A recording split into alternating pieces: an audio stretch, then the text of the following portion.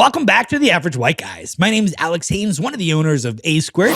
We're a marketing consulting firm, a company that helps people turn those likes into dollars and put more money in your pocket through consulting and marketing and all the fun things. And we're going to talk more about marketing in this episode, so definitely stick around. And I'm here with one of the best. That's right. The man, the legend. The NFL couldn't recruit him because he was too busy hanging out with his wife. That's right. The one, the only, the man who should have more Super Bowl rings than anybody else, Justin Scouten with LLW. Hello, everybody. This is Justin with LLW Properties and Community Real Estate Services. And thank you for that warm introduction. So, Justin, not that I had a bunch of hints about what we're going to talk about during your introduction, but what could we be possibly talking about today? Super Bowl commercials. Super Bowl! That's when people put a puck on the ice and they hit it with sticks, right?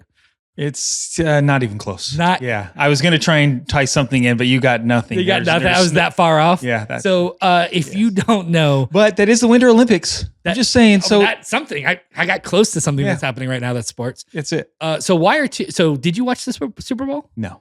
Okay. So why are two average white guys who should technically watch the Super Bowl because it's such an average white guy thing to do, talking about Super Bowl commercials when we didn't like? Why do 40% of the population actually watch the Super Bowl? Right. I'm like, commercials. Yeah. So let's talk about the commercials. We actually did watch the commercials and I didn't watch the Super Bowl. We just didn't have the popcorn and the wings while we were watching the commercials. I definitely had wings on that day, but not during the Super Bowl. I mean, the day of the Super Bowl, but I didn't watch it. I think I was watching TV or something, or I was relaxing. I'll be honest. The thing I don't like about some of the Super Bowl ads is there's a couple of them, I think for the tech ones, a couple AI ones, where we're watching them. I'm going, I don't know what that one's for. And those, they were fun. They were entertaining. But again, you're kind of going, I think that's the blueprint in me. Yeah. What is the point? Give me a reason to why I'm watching this instead of just the entertainment. Yeah. And so some of those get me. Yeah. I think I wanted to talk about this because obviously I own a marketing firm, right? And so we help people craft marketing. And Super Bowl for me is a great way to kind of see what the rest of the world thinks is going to be good. I mean, a Super Bowl commercial, one, is like $10 million just for the spot. That's not also the cost of actually making a Super Bowl commercials. And a lot of these had full-blown superstars. I mean, they weren't like anybody. It was like big names in these. And so you're talking like millions of dollars being potentially poured into making an ad, and then multiple ads. Some of these places had multiple ads. Like Uber Eats had like 4, right? So that's like 40 million just on ad space, not counting the ads they made themselves. Like, well, and that was George Clooney, Matthew McConaughey. I mean, we're talking some big stars there as well. Yeah, I can only imagine another $10 million for the ad cost, right? I could be totally wrong, but these guys are pretty big names. So I can't imagine them being cheap to do. And honestly, I thought they were bad. Like the commercials weren't good. I wasn't a big fan of the Uber Eats ones, honestly. Yeah. And it seemed like they were so serious to a point where they were trying to do humor with too much seriousness. It missed, in my opinion, the mark.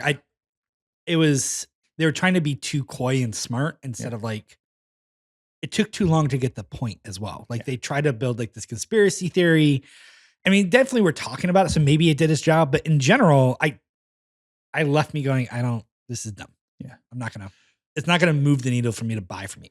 So my two favorite though, one was the Hellman one. Oh, that was the Mayo. Yes. Oh my goodness. With Adam Sandberg. That was amazingly good. Yeah. It was one of those, it was stupid.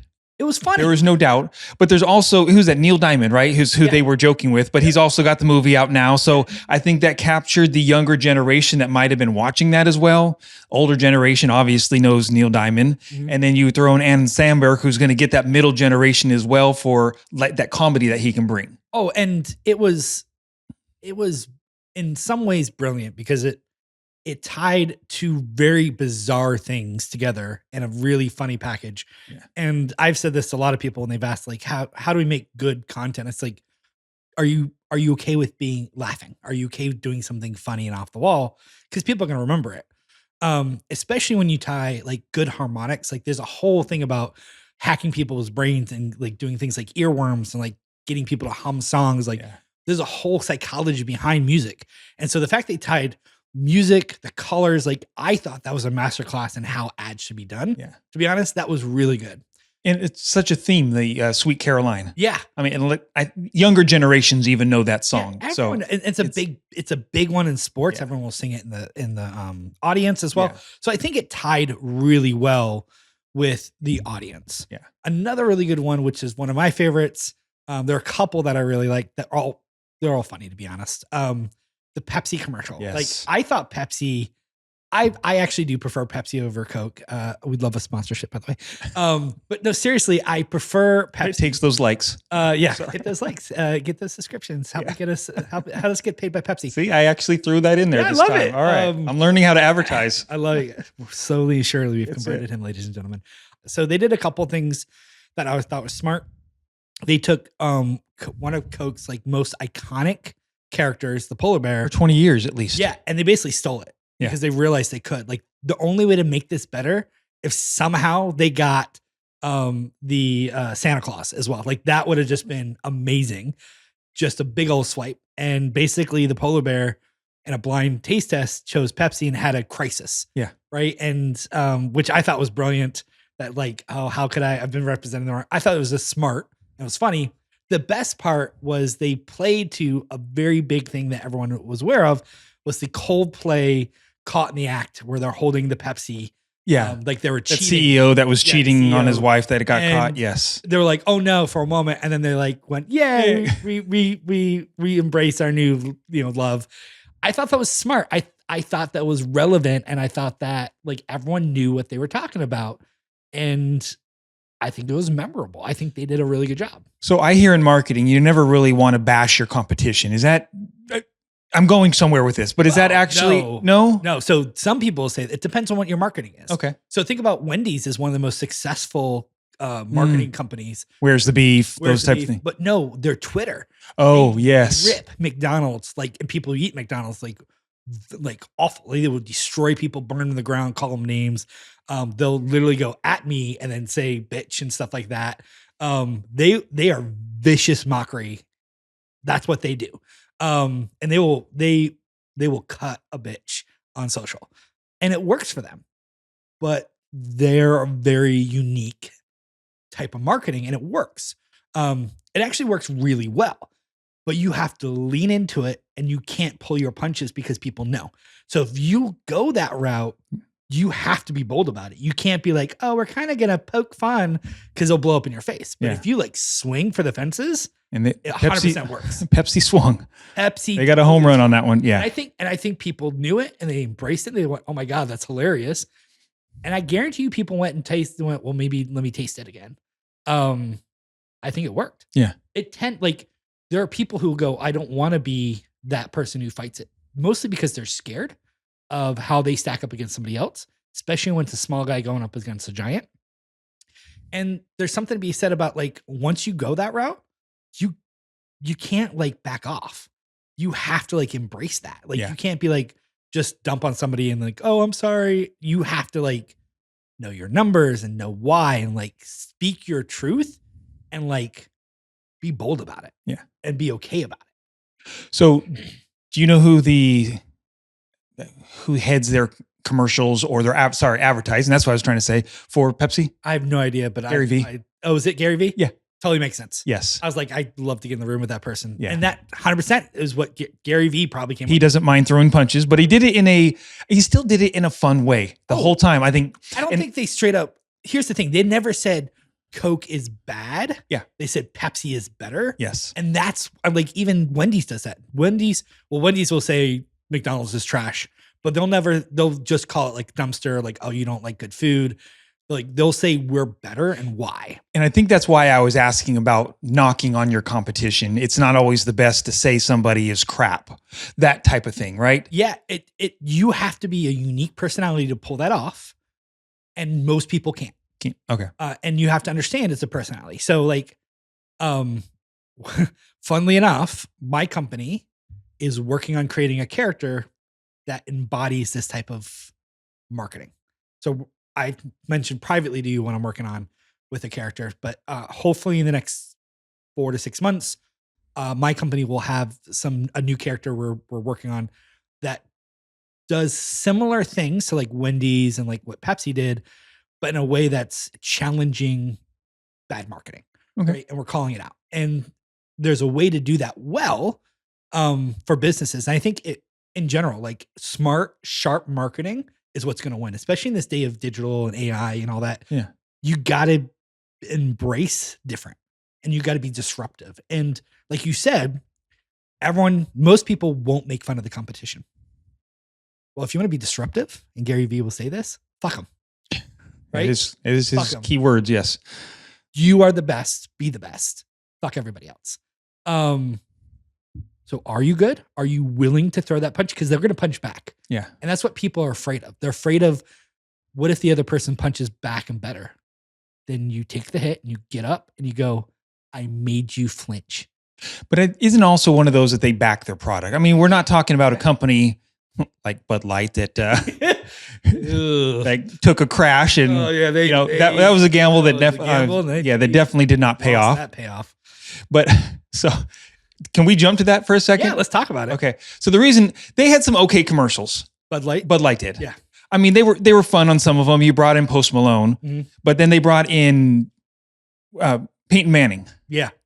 And I think they brought it in at the right time. Peyton Manning is just a guy's guy. Yeah. He's one of those, he's down to earth. Even if you hated him going against him in the Super Bowl, his team and everything else, he was just a guy's guy. He's a nice guy. And that's it. He was never a jerk. People are back and forth with Tom Brady. He had some great commercials in there as well. Yeah. But people kind of go back and forth because of things like with his wife and leaving her and stuff like that. And so, but there's nothing ever wrong about Peyton Manning. I think that was a great one to bring it back in after the whole transgender thing that blew up in their face. Yeah. Let's whether you agree with the politics or not, the numbers it did not work out with them. Yeah. And I think Budweiser played it safe. Mm-hmm. Like I think they, in some ways, they played it too safe, in my personal opinion. I think they did what was necessary, which was we're trying to go back to center and we're trying to make something that focuses on Budweiser, Bud Light, and beer, which is great. And I applaud them for that because they got a black eye. They had a really bad black eye and they lost a lot of money. Like that was a black eye. That was a beat down. They got curb stomped. Okay. Yeah. And as a business, I can never imagine losing billions of dollars because of one mistake.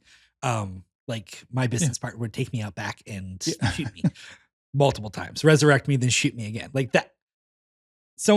People lost their jobs. Let's be honest. So I think this year they played it safe. However, Budweiser in the past has had some of the best commercials ever. And they did not bring that A game to this table. Yeah. They fought scared, I think, this year. Rightfully so. But I was disappointed. Yeah. I wanted them to come back and go, look, we made a mistake. Let's get back to what we're good at, which is making smart, fun commercials. Yeah. And they didn't do that. Like you said, they played it safe. And I think in some ways, to your point, I think that made you feel better. To me as a creative, I was disappointed. But I think generally America, the average person is going to go, what you said. Oh, I know that guy. I can associate with the guy. That's a good move. And they're not super political. I'm back on board. Yeah. Well, especially with the timing of it. I mean, again, Peyton Manning, at least 3 or 4 Super Bowls that I know of. So perfect timing for bringing that type of personality back into it. And they brought people like Post Malone, which is definitely a different age who's going to know who that is. And I think that was a smart move to bring other people in and have that music and like that car scene where they're driving the car and they're inviting the younger guy with them. Because what they're really trying to do, what that commercial is trying to say is, we want all of you. We embrace all of you. We're for everybody. The new generation, the old generation, everybody. And I think that was a smart play. I just don't think it was the fun we used to have, like the frogs and the Bud Bowls, right? And all the different things. Yeah, that's just me personally. But yeah, that was safe. Yeah. So what do you think about overall? Have you been hearing from anybody else on the commercials? Were they happy with them? So in general, what I've gotten from a lot of people was a lot of them fell flat.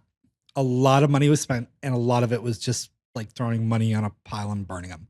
think a lot of stuff, they leaned really, really heavy into 80s retro and 90s like nostalgia. Yes. And I think some of them did okay, and like some of them were good. And I think the majority of them fell flat. There's like the Ben Stiller one where they were doing the rock one where he's trying to do the flip. I thought it was funny. Yes. But to your point, I think you and I had a conversation. I missed Instacart at the beginning or whatever it was. So then halfway through it, and that was like a minute and a half commercial. It was, well, I only think it was 40 seconds. It felt long. It felt long. Yeah. And I think. And so at the end, I'm kind of going, they finally said it again, Instacart. So I'm like, oh, that's what that was a commercial for. I get the carrots, the watermelon that was there and stuff. But again, to me, as the consumer of it, I'm going, well, if I don't know what this is halfway through the commercial, it tends to ruin it for me, but maybe you know better. I agree. I think, so they went with humor. They went with slapstick humor, which Benson Boone. I couldn't remember who the singer was. Yeah. Are you familiar with him? I don't. So he is he at the Grammys this last year. He did a backflip off of the piano. That's why they did that. Okay, that's why the whole thing. And he's young. I think he's only like 21, 22, something like that. So Ben Stiller's in his 50s now. Yeah. And like the humor is totally Ben Stiller humor. Like he doesn't want to be one-upped, and like that's very, very him. Like I get the humor, but to your point, it was awkward. It wasn't funny. Yeah. I was like, oh, okay. Oh, this is painful. It reminds me like The Office. Like some people are going to love it because The Office is like a train wreck, and people are going to watch it and people are going to talk about it. I never really liked it. Okay. And so I think there's some people are going to go, this is not for me. This is not my humor. My parents are not going to watch that. They're going to think it's dumb. But it's not going to be for everybody. But the people who like that humor, they're going to think it's amazing and they're going to talk about it. So that brings up a good point for advertising then. Yeah. It talked about what was in the carts, but I don't even know what the song was like. Instacart, only 10 seconds. I know what Instacart is because my wife uses it all the time. Right. So what they're trying, that ad, because I got the ad. Yeah. Well, okay. What was the point? 3 seconds. Yeah. Mostly because I'm on other things and research. I do some fun research stuff on the side. I'm part of some groups. One of the big things is, companies are having a hard time getting people to buy produce through online shopping and delivery. That's a big issue right now. Most people don't know this, but like most people don't trust that you will buy the correct fruit. Yeah. Because everyone has a preference about ripeness and what they're looking for. Yeah. So what Instacart was trying to solve in that ad was you can pick your own bananas the way you like them. So whether you like a little more yellow, a little more spotty, whatever it is, you can pick it because we have a unique way for you to shop, which solves that problem. Because Walmart's having this issue, Instacart's having this issue. Anyone who does delivery for grocery stores is having an issue selling produce, and produce is one of the biggest things they need. It's like 50% of what their sales should be, and they're not getting that. So because that's a problem. So people are much more likely to buy canned goods, boxed goods, frozen food. They know exactly what they get, but produce, they're having a very difficult time moving that. Okay. And there's a premium they can sell with organic fruit and stuff like that. So Instacart and a couple of these other companies are trying to solve that problem. That's what that ad was meant to do, was to convince you why it had more fruit and everything in there as well. Avocados, because this is the thing they're trying to sell. Obviously it hit the mark because I couldn't tell exactly what they were trying to get across personally. Right. You can choose your own bananas was the song. That's what they were saying. Okay. But yeah. And so is that a point of where at one point you just start focusing on the flips? Yeah. And so I was like, okay, you're taking away to me. Like I'm too focused on, okay, he's going up to the next stage. And so, okay. So if I'm going to break this down for a business and I go, what were they trying to do? Yeah. They opted for memorability. They wanted people to remember and have a feeling of, oh my God, did you see that train wreck? Oh, what was that for? To have this conversation about Instacart. What was it? Oh, it was about bananas. Why? Like that's kind of the way they went with it. Do I think it was smart money spent? No, I think they could have done a better job having that conversation. But to your point, it people are gonna talk about it online. Sometimes bad commercials work. So you didn't hear about the two that I told you about when we were preparing for this. Was the one with Kevin James, King of Queens, right? Yeah. Most people remember him from there. His wasn't actually an ad. His was not an ad. Yeah. But for those who don't know, Kevin James ended up buying 9 seats to the Super Bowl. Right. And I think they ended up costing him, he said like $2 million or something, because the lower you go, the more expensive they I are. can only imagine. He's in a suit, like a tux almost, and he brought white flowers. And in the 9 seats, he's the one sitting in the middle. So he didn't invite anybody else to this. And people thought he was going, like, whoever his date was ditched him, whoever his friends were, that they didn't come either. And so for this whole Super Bowl, he just basically sat in the middle and looked depressed. And all it was to advertise for his new movies coming up, because people started YouTubing afterwards or searching why was he doing that? And that's the only reason he did it. So he said, I spent $2 million on advertising instead of $10 million for the Super Bowl ad. And he probably got way more traction. And I was telling you, like, that's brilliant guerrilla marketing. You leveraged something, you got creative, and you did something unique to get people's attention. Yeah. And I think that's where my concern in general with the Super Bowl was, like, a lot of it wasn't good. Like, a lot of it wasn't smart marketing. They relied really, really heavily on star power. Mm-hmm. And I think someone forgot to give them the memo that star power isn't doing it anymore. Like, people want more creativity. And right now Hollywood is struggling, and they have all the star power in the world, and they can't sell tickets. Like, stars are doing more damage than helping sometimes. Yeah. Some of the commercials are downright political.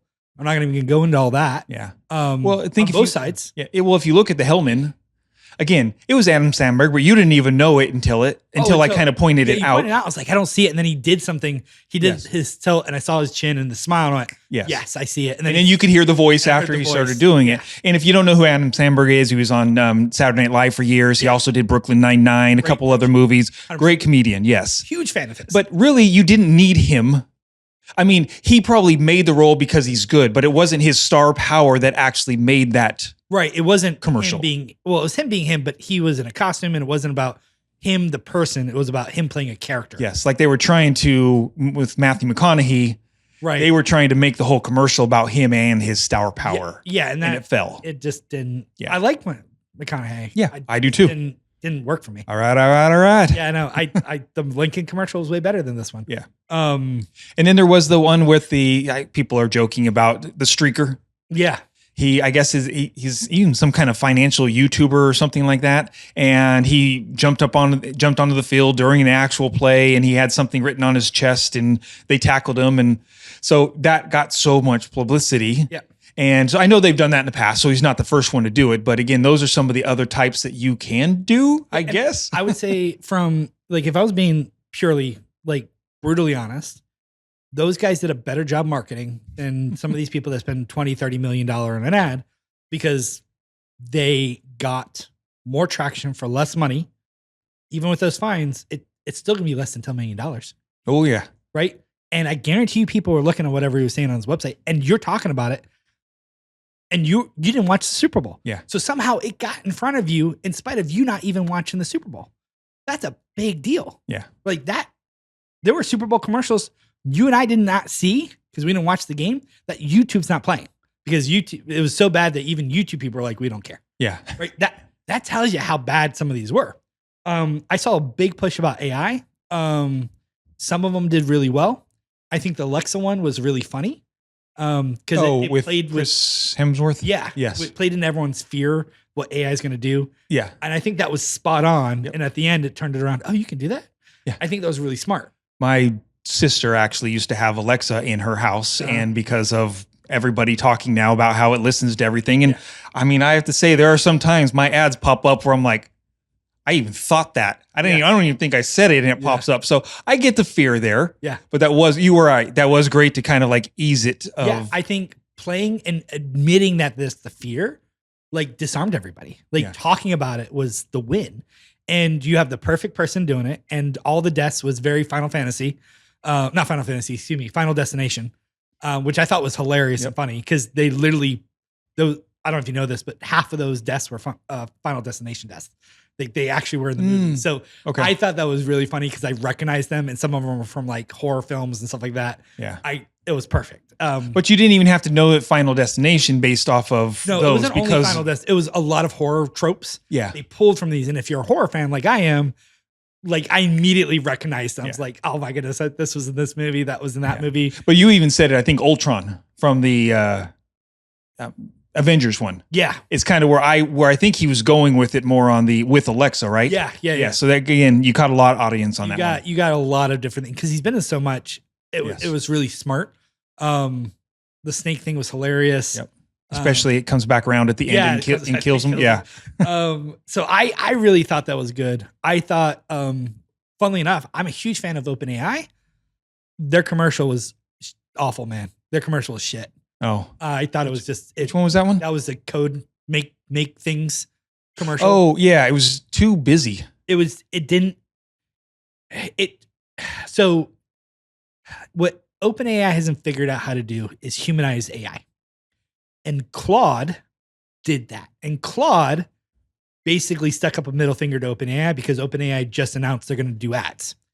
And I got excited about this initially. I was telling people like, oh my goodness, this is going to be a big deal for small businesses. And then OpenAI did the one thing they should never have done. They only cater to big companies. And so the minimum you can do is like $20,000 to $200,000. You have to like guarantee you're going to spend like crazy, I'm going to say it, a shit ton of money with them. And every business small business who got excited about this went, fuck. Yeah. Because they're only going to cater to like big companies. And that's the exact opposite of what OpenAI was about, which was we want everyone to like build stuff. And so I think that's a big issue. I think they're going to hurt themselves because of this.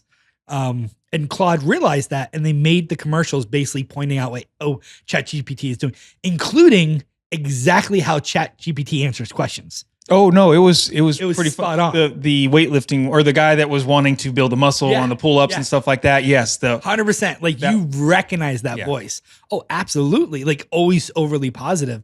And then my favorite one, which I don't think you saw, was the woman in the restaurant who wanted to start a business.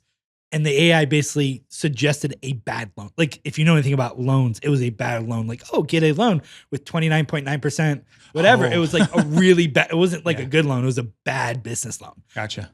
So for anybody that has not seen some of these commercials that we're talking about, we apologize if you haven't seen them. But on the other hand, YouTube and whatever you need to do, some of these Claude ones were pretty, and that's CLAUDE. Yeah. So Claude is owned by Anthropic, which is a competitor to ChatGPT. I didn't even know that before. So actually it's working because now people are knowing it. Actually, I've been playing with Claude a little bit. I've been trying to see how Claude works versus a couple other ones. We have another discussion about all the different ones. I didn't see anything about Perplexity, which made me sad because I like Perplexity as well. But there are a bunch of other AIs. There's some that just kind of fell flat. One of the ones that did really well was AI.com. It did so well that like their website crashed. And theirs was really simple. And so I thought like sometimes simple is better, right? And so that did, if you actually look in the story, they spent way more than 10 million. It cost 70 million just for the website, AI.com. So there's different ideas of like what can make good marketing, but it was crazy. And along with all this, and this is, we make it canceled permanently by people, but I do want to bring up the fact that this Super Bowl was mired in political whatever. Which I think is the main reason I didn't even want to watch this one. I mean, it wasn't my team. So if it was my team, I maybe would have had a better interest in it. I'm still pretty sure it's you play with this ball and you kick it into a net, right? Is that's football? There's a ball, no net though. The rest of the world calls it football. Yeah. That's the one I know. Or you put it it's a puck and it goes to the net, right? Are there nets? Again, there are no nets in football. Yes. So I'm just, it tells you like, I know what it is. I just don't care.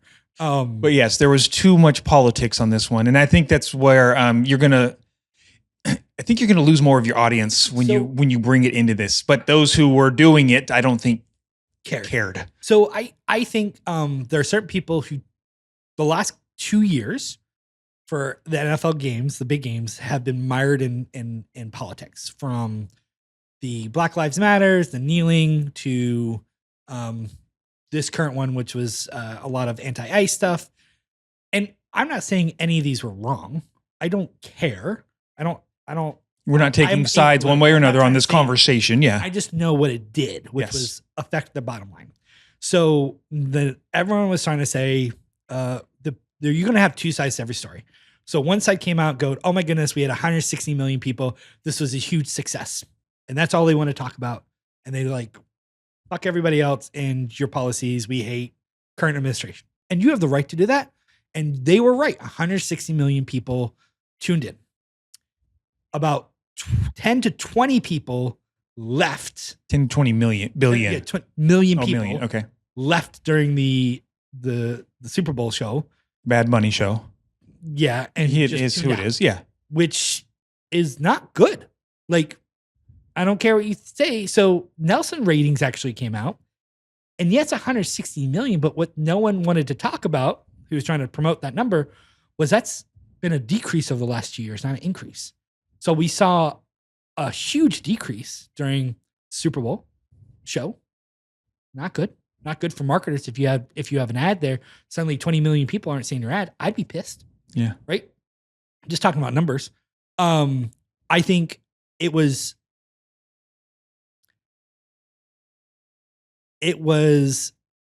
presented as we want to expand our market. Really, it was they wanted to give a middle finger to the administration. Let's be honest. That's why they did it. It was political. I think when I look at this from a marketing standpoint, I look at, well, who are the ads marketed to and who's spending money? Like, who's the end goal? Like, because let's be honest, sports games like this, the Super Bowl, isn't about the game. Really, it's about making money. This is a huge money-making machine. I know there are people who are like, it's about the game. It's not about the fucking game.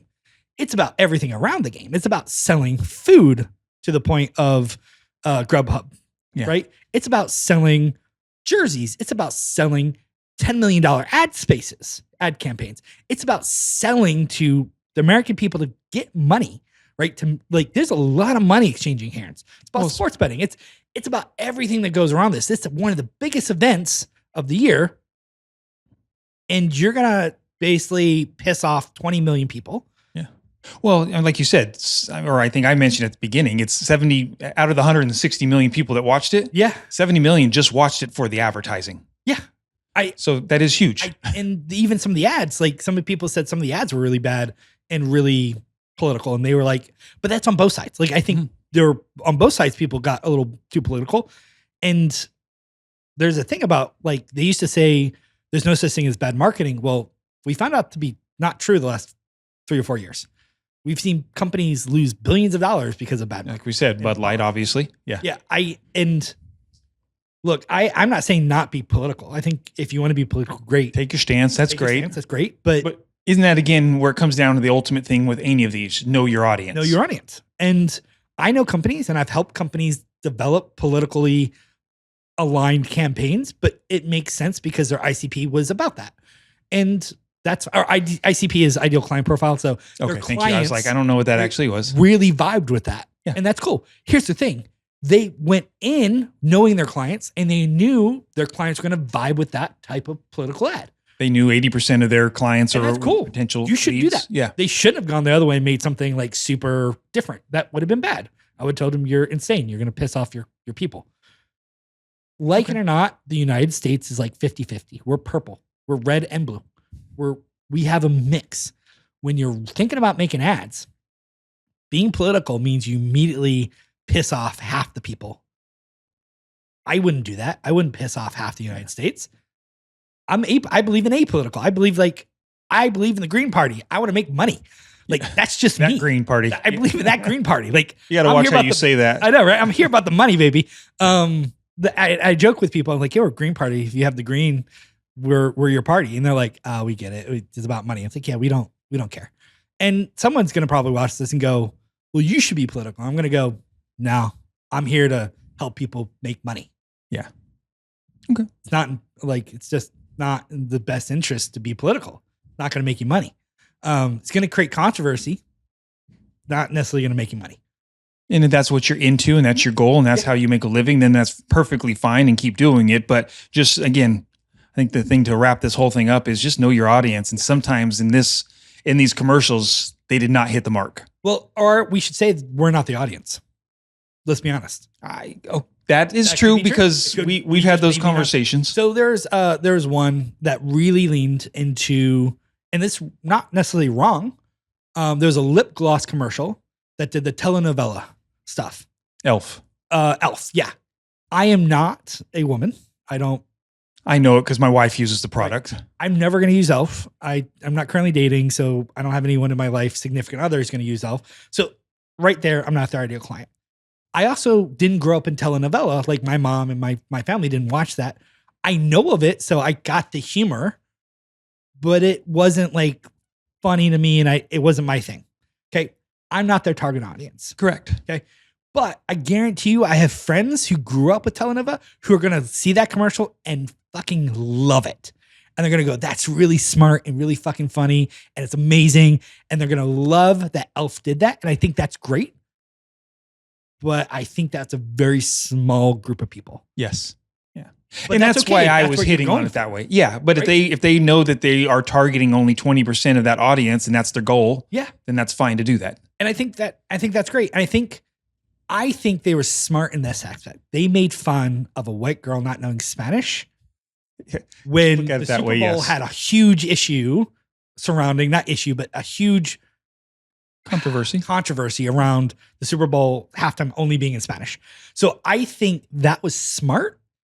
And I think they played it well. Like, you know what? I wasn't actually thinking about it this whole time. And now that when I looked at that, I was like, this is a smart ad poking fun at a white girl not knowing Spanish. Doing a telenovela. Now I like it a little bit better. I get what they're going for. And so like, I think that was smart, but it wasn't for me. Yeah. But again, then I think it was because that went completely over my head of the making the fun of it, even though I knew the whole thing about the Bad Bunny and everything. Yeah. And so, yeah, I think they poked fun at the situation. It was fun. And I think they did a good job with I think Elf was smart. Like they weren't political, but they used everything else to kind of poke fun at the fact that the white girl can't speak Spanish. Yeah. And can't roll her R's. And this Elf is going to help you do that. And did you know who the doctor was? No, I do not know. Well, let us know in the comment section below if you recognize who he was so Justin can find out. Until next time. Right? Yes. Yeah. Because we're wrapping this up and I'm not going to spoil it. We'll tell him off camera who it was. But ladies and gentlemen, we hope you like this. We hope you subscribe, hit that like button because it's not quite the end yet. Like that one commercial, right? Yeah. Like and subscribe. And then of course, let us know in the comment section. Did you recognize the doctor from Elf, the Elf commercial? Justin will get it here after we have this conversation. Here. So until next time, we are the average white guys.